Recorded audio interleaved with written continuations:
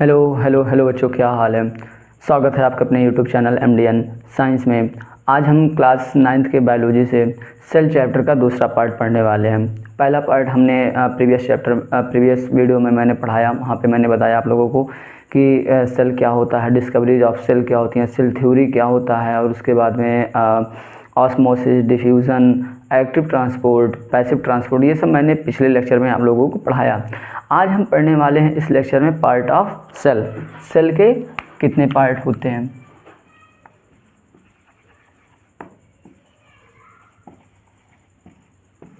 Part of cell, इसमें सबसे पहले हम बात करते हैं, स्ट्रक्चर बनाते हैं सेल का कुछ ऐसे।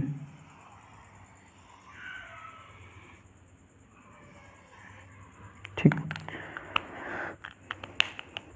द मोस्ट आउटर लेयर जो होता है, जो सबसे बाहरी लेयर होता है, इसको हम बोलते हैं सेल वॉल। ठीक, ये जो होता है इसको हम बोलते हैं सेल मेम्ब्रेन और प्लाज्मा मेम्ब्रेन।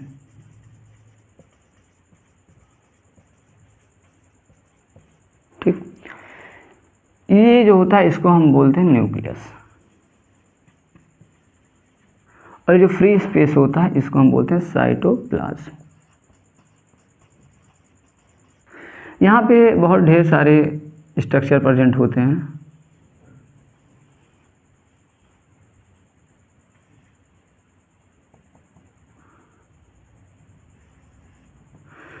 ये जैसे हमारे बॉडी में सारे फंक्शन कैसे हो रहे हैं, ऑर्गन से हो रहे हैं। हमारे बॉडी के अंदर बहुत ढेर सारे ऑर्गन प्रेजेंट हैं जिससे हमारे बॉडी पूरा फंक्शन कर रहा है। बिल्कुल उसी तरह सेल में ये यहाँ पे बहुत ढेर सारे सेल ऑर्गेनेली प्रेजेंट होते हैं। इनको हम बोलते हैं सेल ऑर्गेनेली।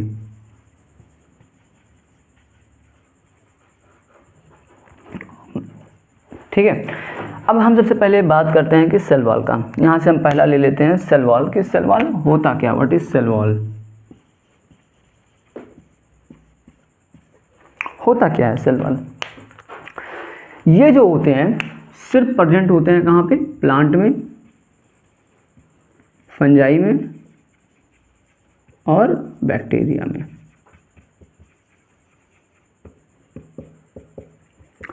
जो प्लांट होते हैं, प्लांट में ये बने हुए होते हैं किसके, सेल्यूलोज के। फंजाई में चिटिन के और बैक्टीरिया में पेप्टिडोग्लाइकन।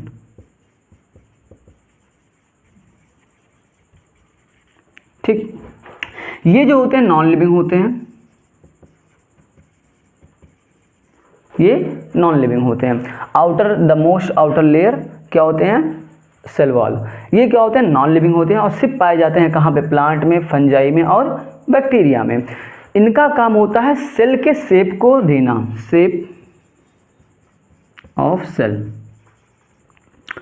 इनका जो मेन फंक्शन होता है वो होता है कि जब सेल के अंदर पानी भर जाता है, जब सेल के अंदर बहुत सारा पानी आ जाता है तो उनको ब्रस्ट होने से, फटने से बचाना सेल वॉल का मेन फंक्शन होता है। कि सेल के अंदर जब बहुत सारा पानी भर जाता है तो उनको ब्रस्ट होने से बचाने का काम क्या करते हैं, ये सेल वॉल करते हैं। और उसके बाद ये क्या करते हैं, सेल को स्ट्रेंथ देते हैं, टर्जिडिटी, स्ट्रेंथ एंड टर्जिडिटी। ठीक है, इसके बाद फिर आगे हम बात करते हैं कि प्लाज्मा मेम्ब्रेन या सेल मेम्ब्रेन क्या होता है।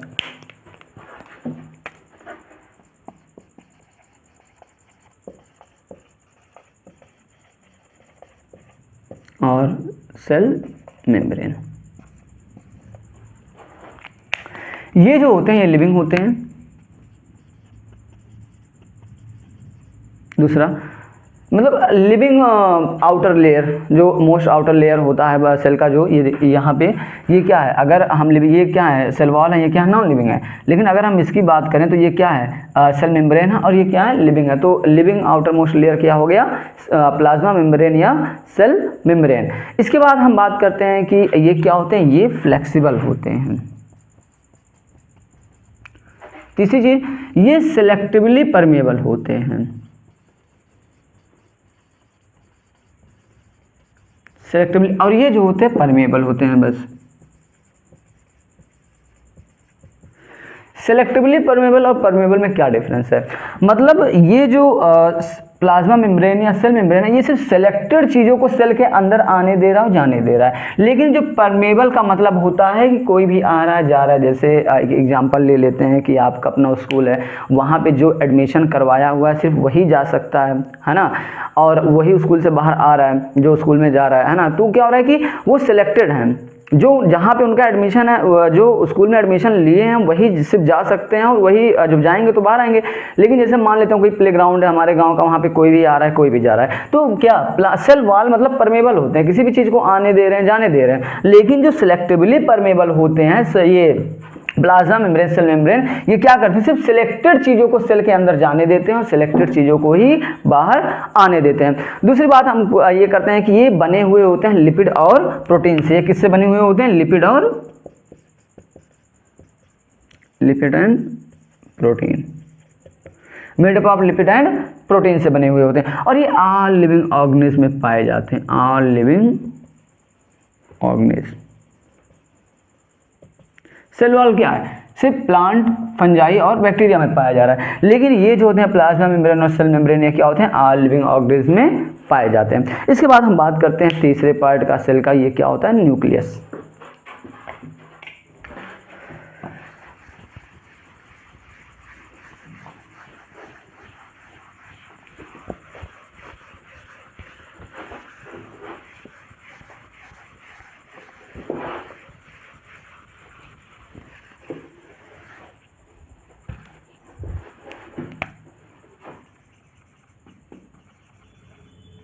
न्यूक्लियस क्या होता है, न्यूक्लियस सबसे पहले समझ लेते हैं कि सेल के अंदर जो सबसे बड़ा स्ट्रक्चर होता है उसी को हम बोलते हैं न्यूक्लियस।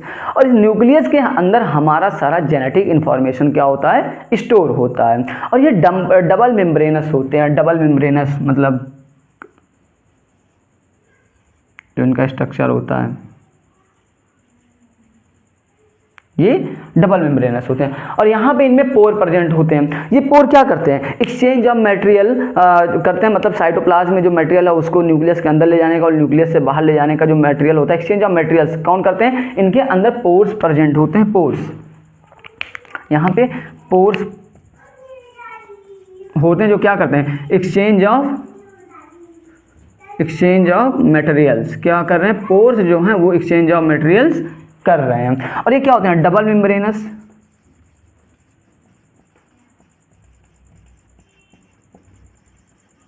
ठीक है।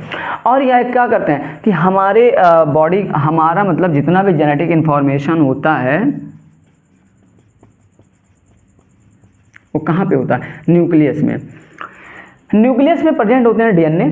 ठीक है, ये डीएनए का मतलब आप जान ही रहे होंगे, डीएनए का full form deoxy ribo nucleic acid. और यही आरएनए का भी है कि यही डीऑक्सी न लगा हटा दिया जाए तो राइबो न्यूक्लिक एसिड। ठीक है। अच्छा, कंपोनेंट ऑफ न्यूक्लियस की बात कर लेते हैं कि न्यूक्लियस के कौन से कंपोनेंट हैं।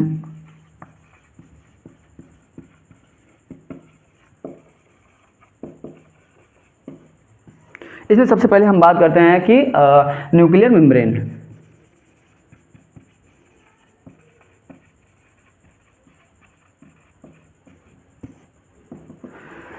न्यूक्लियर मेम्ब्रेन का मतलब क्या, जो आउटर कवरिंग है, जो न्यूक्लियस का सबसे बाहरी कवरिंग है, उसी को हम क्या बोल रहे हैं, न्यूक्लियर मेम्ब्रेन बोल रहे हैं। और ये क्या करते हैं, साइटोप्लाज्म और न्यूक्लियस को डिफरेंशिएट करते हैं, अलग करते हैं, सेपरेट करते हैं। और यहीं पे पोर्स प्रेजेंट होते हैं। क्या होते हैं, पोर्स प्रेजेंट होते हैं। ये क्या करें, डिफरेंशिएट साइटोप्लाज्म एंड न्यूक्लियस। ठीक है। और ये क्या करते हैं, कवर न्यूक्लियस, मतलब जो सबसे आउटर लेयरिंग होगा ये क्या करेगा, न्यूक्लियस को कवर करेगा। ठीक है। इसके बाद न्यूक्लियर मेम्ब्रेन के बाद हम बात करते हैं न्यूक्लियोप्लाज्म। जो दूसरा होगा वो न्यूक्लियोप्लाज्म।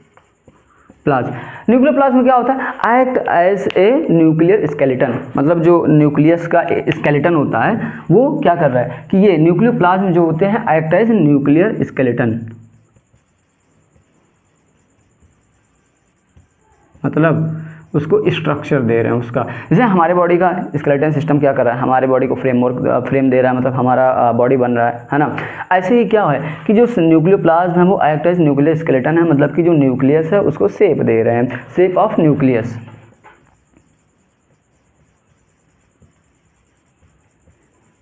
और ये क्या है, साइट ऑफ सिंथेसिस ऑफ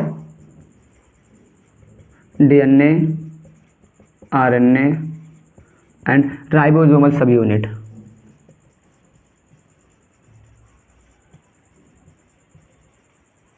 मतलब कि यहाँ पे डीएनए, आरएनए और राइबोसोम के जो सब यूनिट है उनका क्या हो रहा है, सिंथेसिस हो रहा है। इसके बाद तीसरा हम बात करते हैं क्रोमोसोम।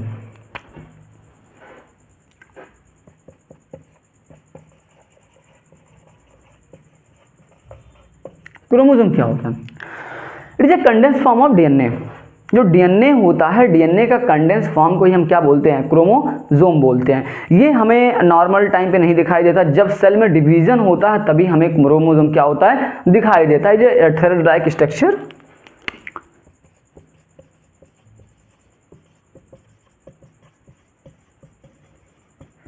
थ्रेड लाइक स्ट्रक्चर होता है। ये जो होते हैं कब दिखाई देते हैं, जब सेल का डिवीजन होता है तभी ये दिखाई देते हैं, उसके पहले ये दिखाई नहीं देते, क्योंकि ये क्या है, कंडेंस्ड फॉर्म ऑफ डीएनए है, ये कंडेंस्ड होते हैं। जब सेल का डिवीजन होता है तब ये खुलते हैं और फिर हमें दिखाई देते हैं इनका स्ट्रक्चर कुछ ऐसे, ठीक है। ये यही क्या होते हैं, क्रोमोसोम होते हैं। और इनके एक, इसको क्या बोला जाता है, यूनिट को क्रोमैटिन,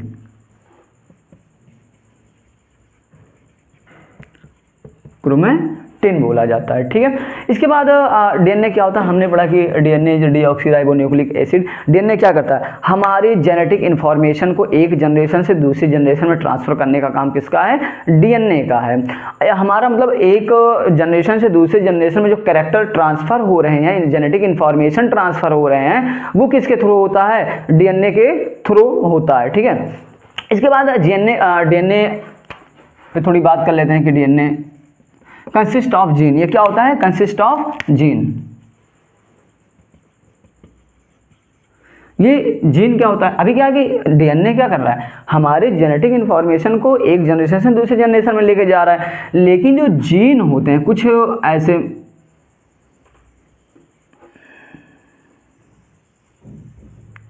डीएनए का कुछ ऐसे स्ट्रक्चर होता है।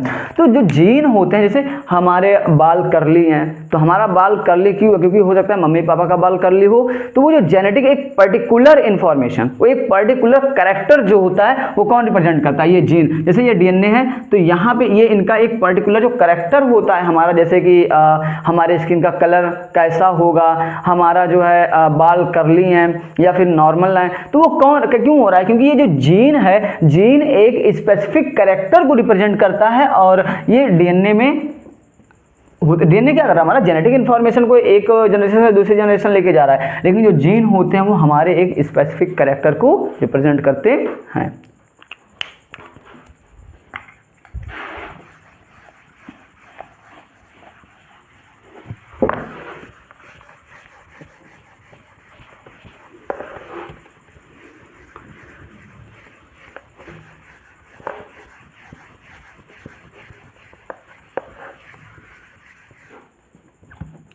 इसके बाद हम आगे बात करते हैं साइटोप्लाज्म। साइटोप्लाज्म क्या होता है,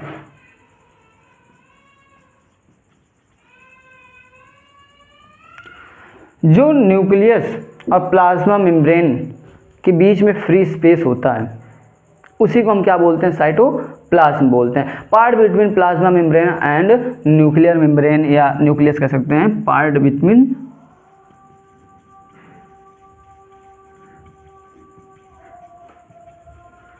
साइटोप्लाज्म एंड न्यूक्लियर मेम्ब्रेन, ठीक है। यहाँ पे एक चीज पढ़ना, साइटोसोल।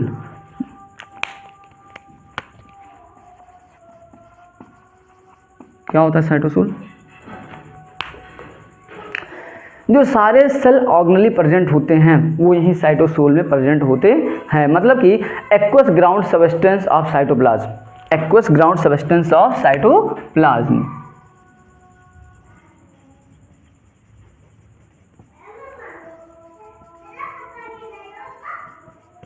एक्सिस्टेंस ऑफ साइटोप्लाज्म, ठीक है। All cell organelle present in all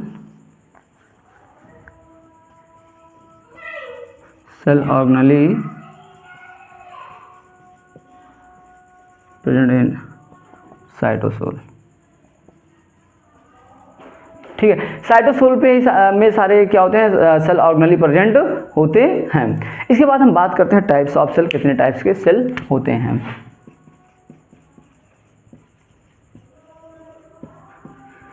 there are two types of cell, prokaryotic और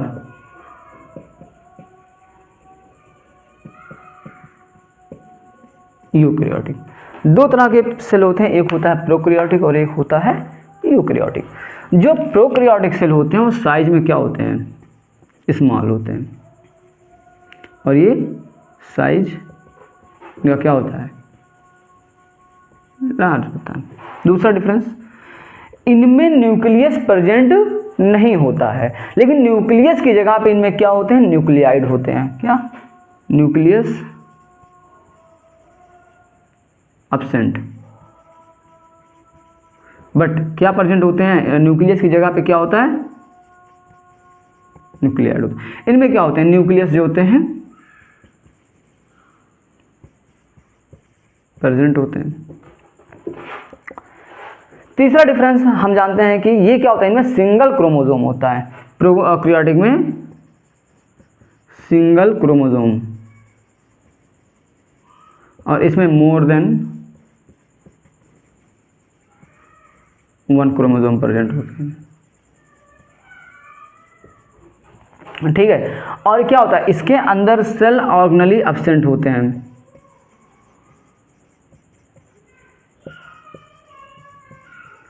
यहाँ पे सारे सेल ऑर्गेनली प्रेजेंट होते हैं।